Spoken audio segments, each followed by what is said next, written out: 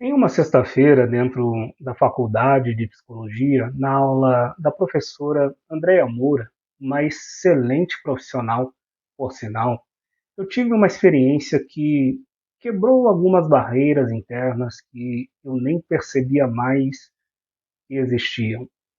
E isso é curioso porque eu estou me formando na área e, de certa forma, eu já me via como alguém com ferramentas suficientes para lidar com a própria vida emocional. Alguém que sabia regular as emoções, ressignificar perdas, lidar com frustrações. Alguém que não se via ansioso com frequência e, em alguns momentos, quase como uma estrutura sólida. Mas durante uma aula, sem que esse fosse o objetivo, algo aconteceu. Não foi uma sessão de terapia, mas poderia ter sido. Foi apenas o contato com certos conteúdos apresentados de forma didática e, sem perceber, eu fui sendo conduzido a um lugar interno que eu não visitava há muito tempo. Foi uma experiência realmente muito forte. Eu diria que foi como acessar a planta baixa da própria estrutura psíquica. E ali, neste lugar de conexão, intensa conexão consigo mesmo, eu encontrei camadas da minha história que eu imaginava já estarem muito bem resolvidas. Eu não sou alguém que chora com facilidade, mas naquele momento não havia controle algum a sustentar. A emoção simplesmente encontrou o caminho e aquilo me fez refletir e entender algo que até então eu tratava com uma certa resistência. Por qual razão tantos professores de psicologia insistem que os estudantes, os formandos de psicologia, façam psicoterapia? Porque até aquele momento, eu vou ser bastante sincero com você, eu pensava, o que exatamente eu diria sobre mim para um estranho? Afinal de contas, o que ainda precisa ser elaborado? Era como se eu entendesse que a psicoterapia era uma necessidade para os outros e não para mim mesmo. Mas depois daquela experiência ficou claro, há muito mais em nós do que aquilo que conseguimos acessar na superfície. E foi a partir disto que eu comecei a refletir sobre um tipo de experiência que muitas pessoas vivenciam. Nem todo o luto vem de uma perda concreta. Existe um tipo de sofrimento mais silencioso, aquele ligado a experiências que não chegaram a se desenvolver, não é sobre algo que terminou, é sobre algo que nunca começou por completo. E diferentes abordagens da psicologia ajudam a compreender isso. Na psicanálise de Freud, entende-se que conteúdos emocionalmente significativos não desaparecem. Eles podem sair do campo do consciente, mas continuam exercendo influência. Na psicologia existencial, o sofrimento também está ligado a possibilidades não vividas. A teoria do apego mostra que vínculos importantes não precisam ser apagados, eles podem ser transformados. E abordagens contemporâneas, como a ACT, apontam como evitamos certas experiências internas, mesmo quando elas continuam presentes. Por essa razão, às vezes, situações aparentemente comuns podem acessar camadas emocionais mais profundas, não porque algo voltou, mas porque aquilo nunca deixou de estar lá. E talvez uma forma mais fiel de entender a mente humana seja olhando não apenas para teorias, mas para cidades antigas. Jerusalém não foi construída sobre um terreno limpo. Ao longo da história, ela foi destruída e reconstruída novamente sobre as suas próprias camadas anteriores. Há algo ainda mais intrigante. Quando Jerusalém era reconstruída, o solo não era removido, as ruínas não eram eliminadas, elas se tornavam, na verdade, base, fundamento. Camadas de história foram sendo sobrepostas umas às outras, pedra sobre pedra, tempo sobre tempo, vida sobre aquilo que um dia foi perda.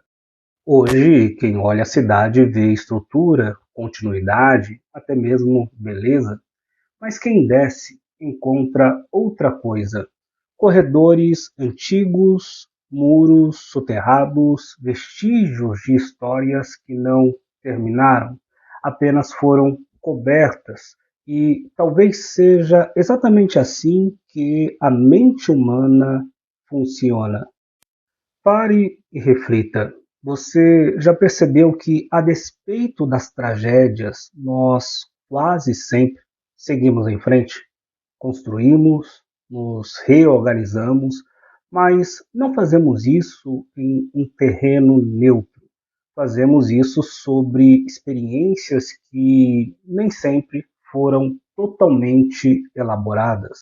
Vínculos interrompidos, perdas precoces, possibilidades que não se desenvolveram, essas experiências não desaparecem. Elas permanecem como base silenciosa daquilo que nos tornamos.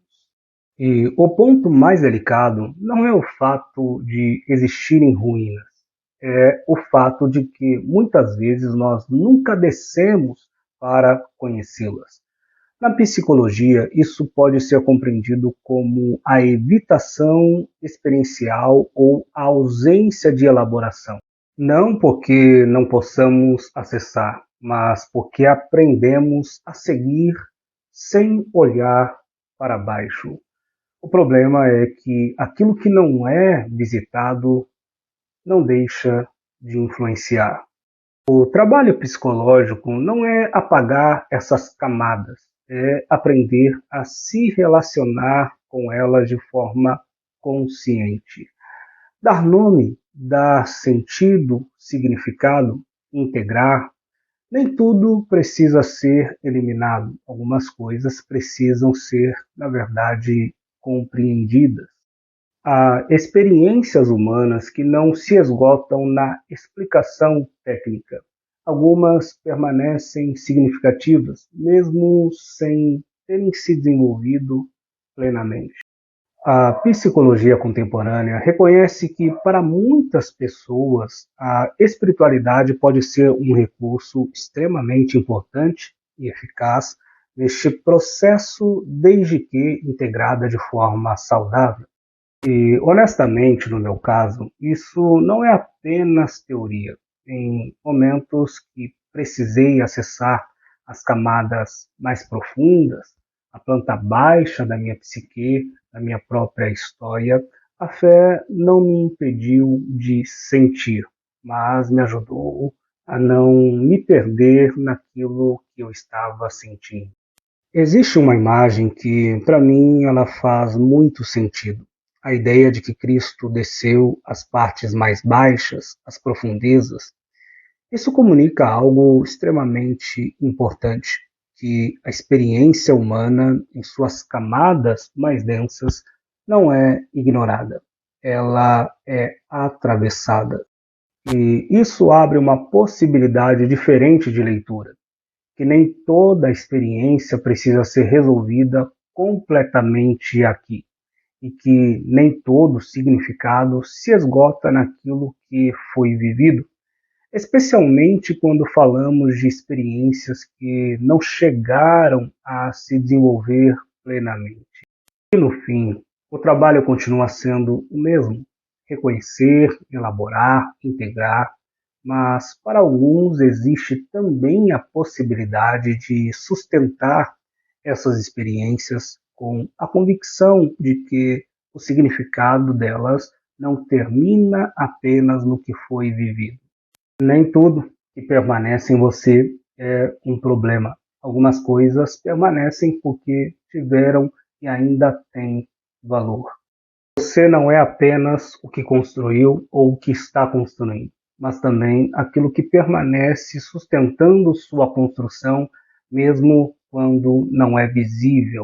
E eu quero terminar o vídeo de hoje com uma última provocação. Quando alguém finalmente desce às próprias camadas, isso revela fraqueza ou é o início real da maturidade. Se você gostou desse vídeo, não se esqueça de curtir, de se inscrever em nosso canal e até a próxima. Deus te abençoe.